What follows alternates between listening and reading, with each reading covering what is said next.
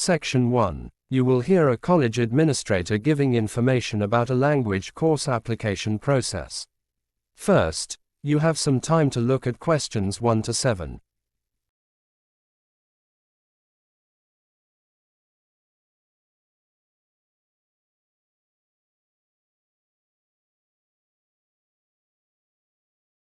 Listen carefully and complete the notes below. Write no more than one word or a number for each answer. Good morning and thank you for calling Valley Language Institute. My name is Sarah, and I'd be happy to provide you with information about our application process and courses. To begin with, I should mention we have 4 classes available for beginners, so that's what you'll need to write for question 1.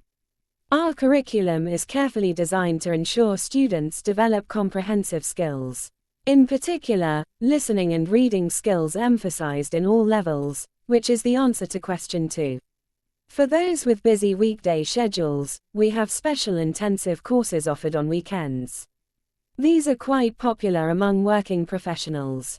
Regarding student accommodation, we understand many international students require housing options. We have 3 options available: homestay, student dormitory, or assisted private rentals. All textbooks must be purchased from the campus bookstore. Please note this is mandatory as we use customized materials for our programs.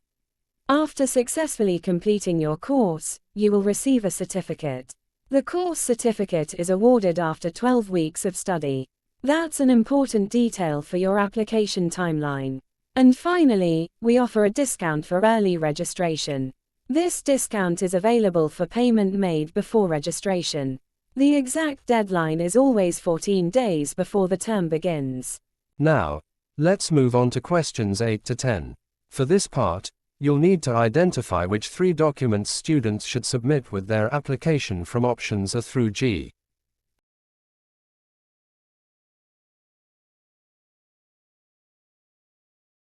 The first essential document is the academic transcript.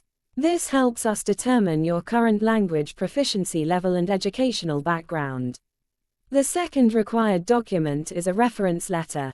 This should come from a previous teacher or employer who can vouch for your character and learning abilities. Finally, all international students must submit a personal statement explaining their motivation for learning the language and their future goals. Please note that you do not need to submit a birth certificate, proof of address, language test result, or financial declaration at the initial application stage. These may be requested later in the process if your application is successful. That covers all the essential information for your application. Do you have any other questions? Section 2. You will hear a university representative giving information about student services and facilities. First, you have some time to look at questions 11 to 13.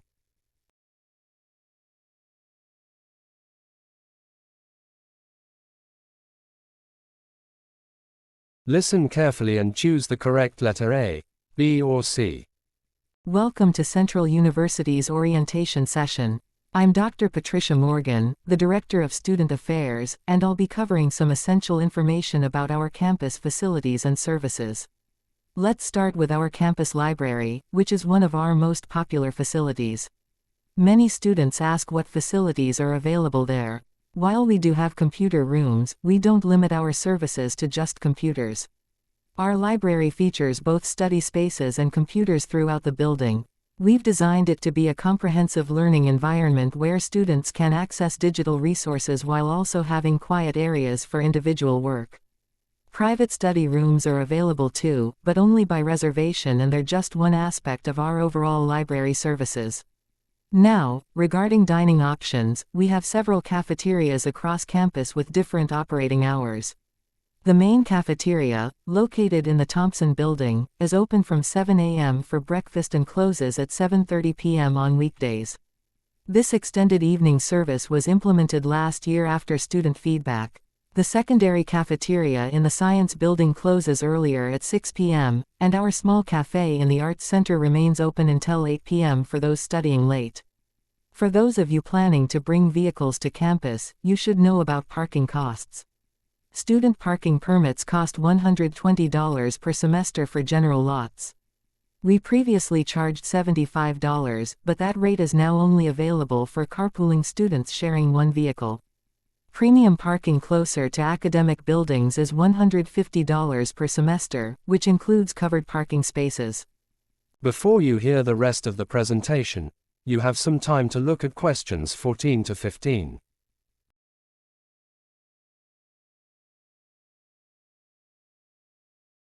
I'd like to clarify some common questions about university policies. Regarding orientation, all students must attend the orientation session before classes begin. This is mandatory, no exceptions, as we cover critical information about academic requirements, safety procedures, and campus resources. Concerning health services, the Student Health Center is open Monday through Friday from 8 a.m. to 6 p.m.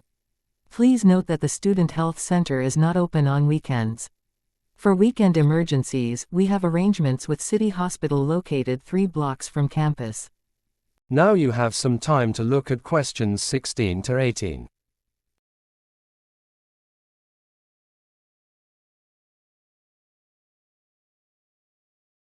Now, I'd like to tell you about the different course types we offer to accommodate various schedules and learning preferences.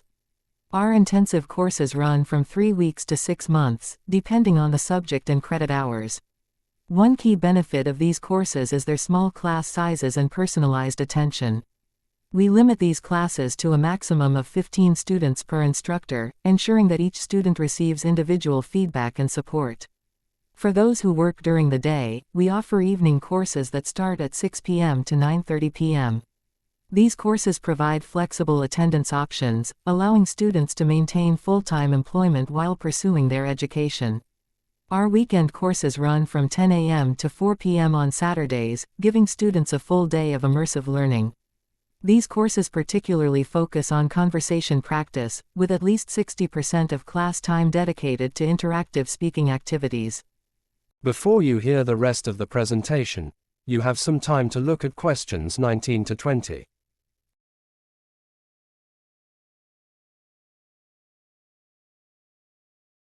Finally, I want to highlight the services offered to all registered students regardless of their program or status.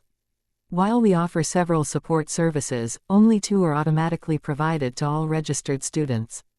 The first is career counseling, which includes resume building, interview preparation, and job placement assistance. Our career center is located on the 2nd floor of the Student Union building. The second universal service is free internet access across campus, including Wi-Fi in all buildings and outdoor spaces. Each student receives unlimited data usage with their student credentials. I should mention that housing assistance is available, but only for first-year and international students. Airport pickup is provided exclusively for international students arriving for their first semester. Visa extension support is a specialized service offered only to international students who meet specific criteria. That concludes our overview of campus facilities and services. Are there any questions? Section 3. You will hear a university professor giving guidance to students on dissertation research methods and exam preparation. First, you have some time to look at questions 21 to 23.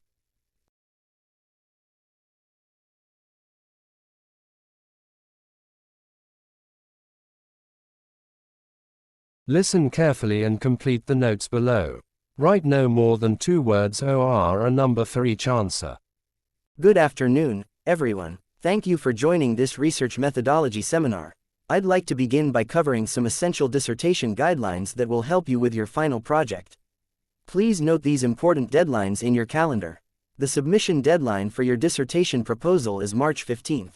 This is non-negotiable, as our external examiners need sufficient time to review all materials. Regarding the final dissertation, the word count requirement is 10,000 to 15,000 words. This range allows you enough space to develop your arguments comprehensively while maintaining focus. Dissertations falling significantly below or above this range may be penalized. For those of you who would like additional support, we offer optional tutorials available on Thursdays. These sessions provide individualized guidance on research methods and dissertation structure. I strongly encourage you to take advantage of these opportunities, even though they aren't mandatory.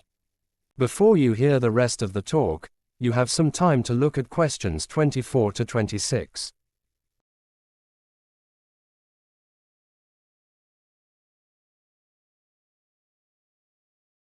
Now, let's discuss the exam preparation schedule that will help you manage your time effectively as you approach finals. In Week 1, you should focus on reviewing course materials, particularly the core textbook chapters and lecture notes. For Week 2, your focus area should be practice questions. Working through past papers is the most effective way to familiarize yourself with the exam format and question types. Research shows students who complete at least 5 past papers perform significantly better. During Weeks 3 and 4, you should complete mock exams. These simulated test conditions will help you gauge your readiness and identify any knowledge gaps that require additional attention. Finally, from Week 5 to Week 7, dedicate your time to final revision, focusing particularly on areas where your mock exam performance indicated weaknesses. Before you hear the rest of the talk, you have some time to look at questions 27 to 30.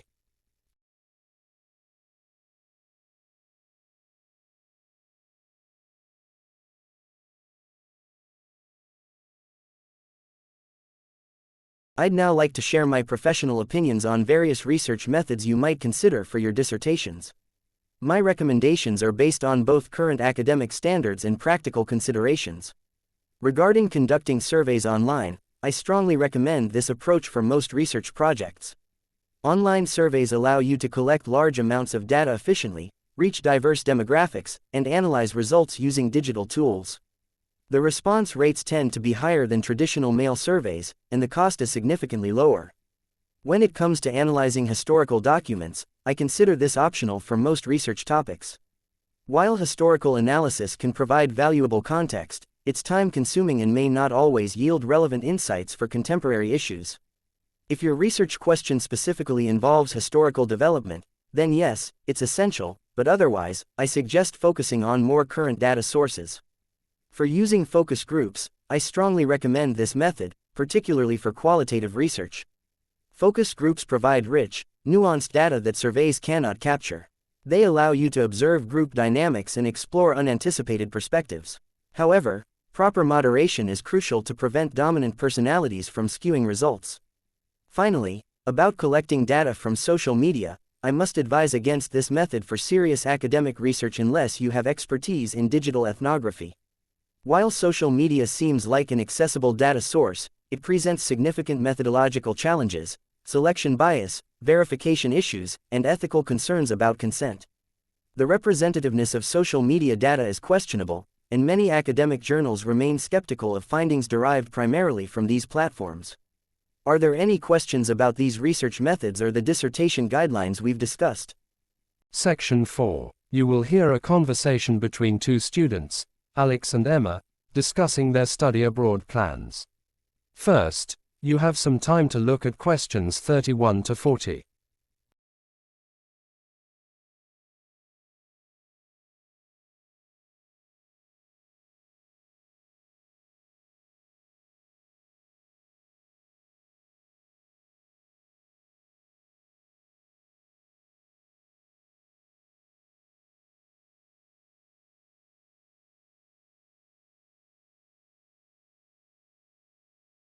Listen carefully and answer questions 31 to 40. Good afternoon, everyone. Today I'd like to share some case studies from our study abroad program to help you understand the application process and what motivates different students to study internationally. Let's look at two student profiles, Alex and Emma, who have very different study abroad goals and preferences. First, let's discuss Alex. He's primarily interested in studying in European countries, specifically France, Germany or Spain.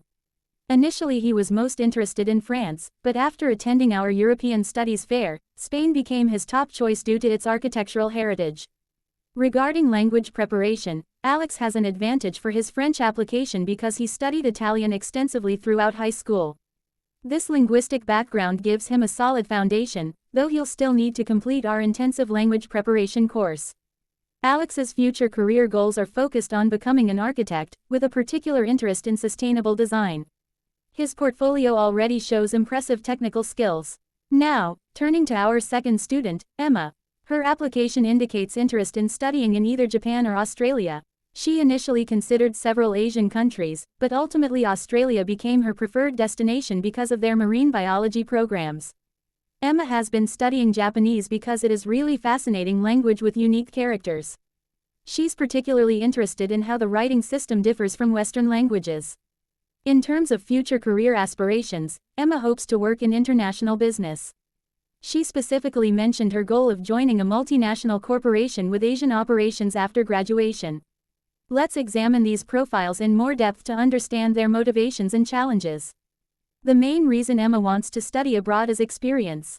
In her application essay, she wrote passionately about gaining real-world international experience that would set her apart from other business graduates who have only studied domestically. When we interviewed Alex about potential challenges, he expressed concern about the German program specifically. He noted that his limited vocabulary in German might be an obstacle, though he's confident in his ability to learn quickly once immersed in the language. It's interesting that Emma only wants to study abroad for 1 year rather than completing her entire degree internationally. When asked about this, she explained that she needs to complete her degree at her home university to fulfill specific requirements for her future career plans. If his first choice doesn't work out, Alex has indicated that his second choice country would be Italy. This preference relates to his language skills and his interest in classical architecture. After graduation, Emma has ambitious travel plans. She mentioned wanting to visit Korea and Thailand to further expand her understanding of Asian business cultures. She's already begun researching business internship opportunities in Seoul for the summer after her study abroad experience. These case studies demonstrate how varied study abroad goals can be, and how important it is to align your international education plans with your long-term career objectives. That is the end of the test.